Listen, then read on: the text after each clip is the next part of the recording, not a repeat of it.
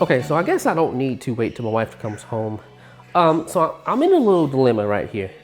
Not really a dilemma. So I'm still debating on the laptop versus new camera thing. I technically don't need either one. I have a iMac, a 2015 iMac. It's a reasonably spec. I think it was one of the, I don't know if it was one of the highest spec iMacs I could get in 2015, but the one that I have is 4 gigahertz, i7, I think dual core graphics cards. It's a 16 gigabyte RAM. Graphics card is a AMD Radeon R9 M390. Whatever that means, I'm not sure. But it's decent. When it comes to specs, it's okay. It handles 4K with no issue. I can actually edit a full 4K video without having to like downscale it or anything like that to just get through the timeline. I don't have to do that unless I am doing like any type of graphics motion, or if I do like a 4K time lapse. That's where I run into trouble with that the 2015 iMac, and that is the 27-inch with the 5K Retina display. It handles 1080p perfectly, no issues. I can put any graphics I want on there. I can do a time lapse in 1080p. It runs seamlessly, not a big issue. And most of the time I am editing on 1080p. So I do eventually want to be able to edit 4K because obviously that's where the future is. So I'm looking to get something that is future-proof, but I don't necessarily need it right now. And then on the other hand, I have my A7 III, I have the A7R2, but I want the A6400. Now it might be silly to buy the A6400 knowing that the A7S III is potentially coming out within the next year. Then again, I don't know. But I want the A6400 for a few reasons. Again, I don't need it. I have the A7 III and the A7R2. I want the A6400 because of the flip-up screen. And there's a little bit better autofocus in that compared to the A7 III, but not that much to make a difference. So I love how small it is. And although it does use the smaller batteries, it is a little bit more efficient than my A7R2. And it also uses the same battery. So I already have like 3 of those batteries. So I would have a grand total of 4 batteries for the A6400 if I decided to pick that up. Now, the A6400 body alone is about $900. So I would probably pick that up body alone and then get a 10 to 18, I would say either a Sigma, or I would get a Sony lens that would run me right about 800 to $1,000. So all in, it would probably be around 1,900 bucks. But the thing about the laptop is that the new one, the Dell XPS 15 that I'm looking at, because I'm not looking at MacBook Pros because they're just, for the price, it's not worth it. Even with their new Pro Vega 20, it still doesn't compare to the Dell XPS 15, the new one in 2019 that comes out this month. It comes out either within the next few weeks or by the end of this month it should be out. It is sporting an NVIDIA 1660 Ti graphics card. Far outperforms my desktop, my iMac desktop, far outperforms the MacBook Pro that they have now, the 15-inch. Even if you get the Pro Vega 20, it would completely just outperform it.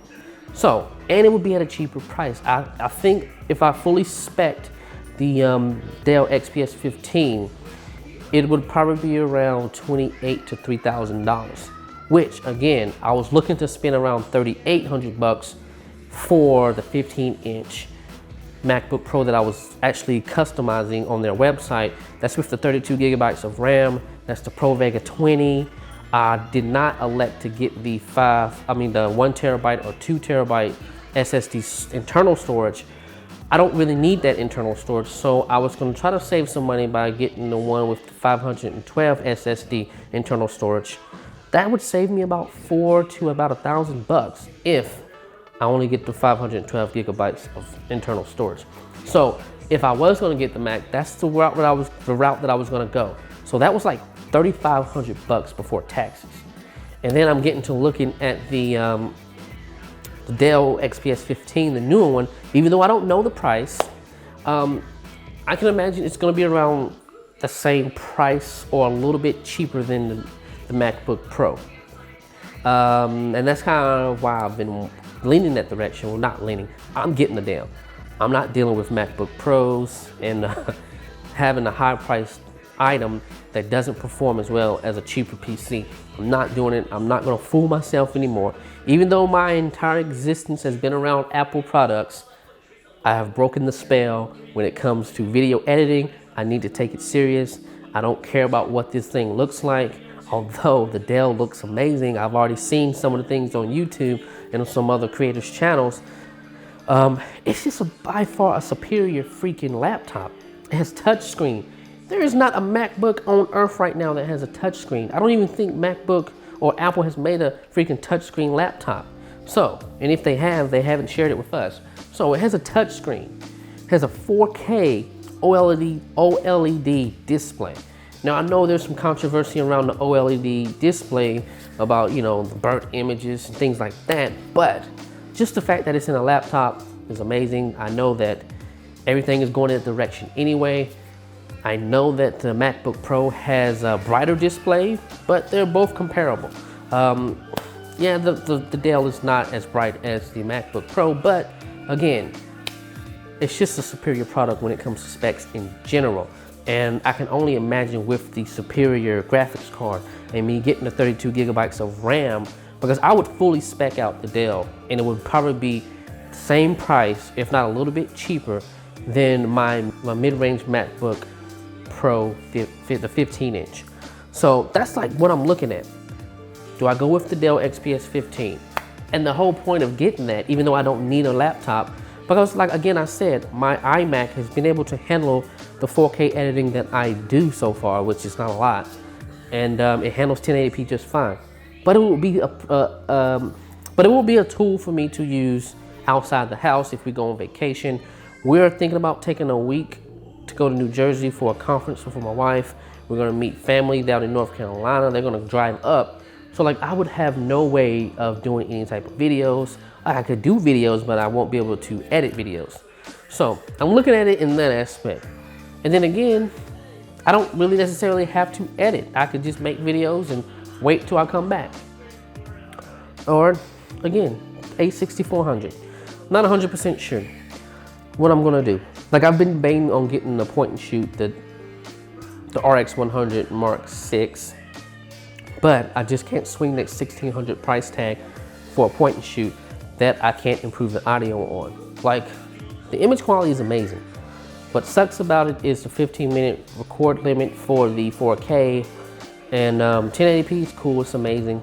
All of the frame rates are cool. You can shoot up to a crazy frame rate, like over 240 frames per second, which is crazy.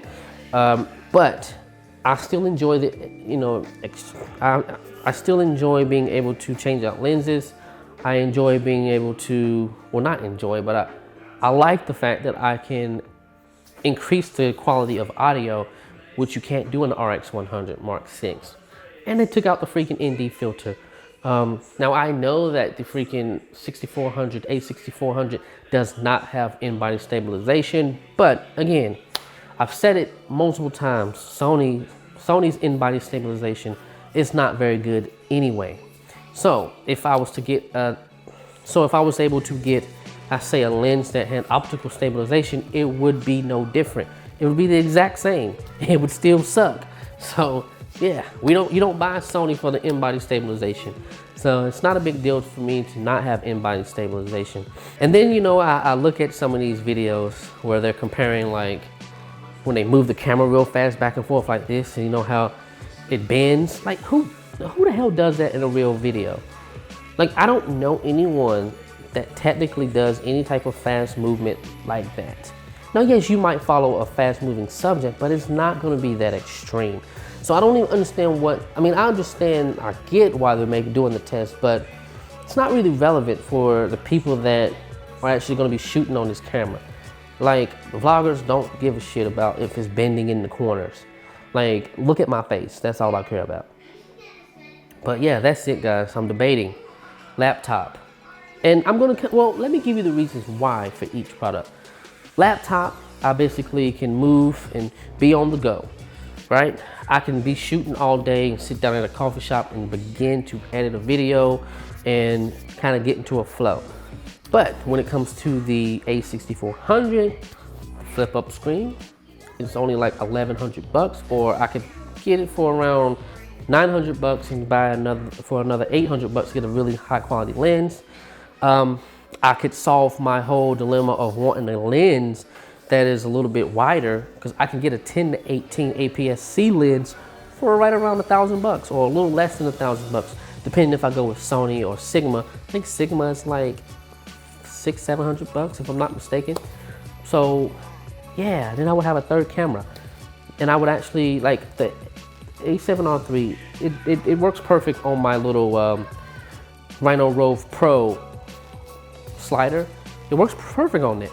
But the A6400 is a lot lighter, and it wouldn't be a big deal for that slider. I guess that's what I'm trying to say. And I would have a third angle when it comes to doing any type of product reviews and things like that. I can have that freaking A6400 sitting on the slider, going back and forth while I'm doing some type of talking head videos. So yep, that's my thought process, guys. Again, I'm leaning towards the laptop because I could be a little bit more productive. But then again, I still would love to have that third camera, something smaller, something with a flip up screen. Lenses aren't terribly expensive for this thing, unlike the A7 III and the A7R2. Curious to what you guys think. Again, I'm not 100% sure where I'm gonna go. I might not even decide to get anything just because I'm not in need of anything. A7 III is a perfect camera right now. There is no need for a different camera. My iMac works perfectly fine, although I know I probably have about 2 years left, or maybe a year left on this thing, to where it'll be able to edit 4K video perfectly fine. I'm curious to what people think about this laptop, new camera. Who knows?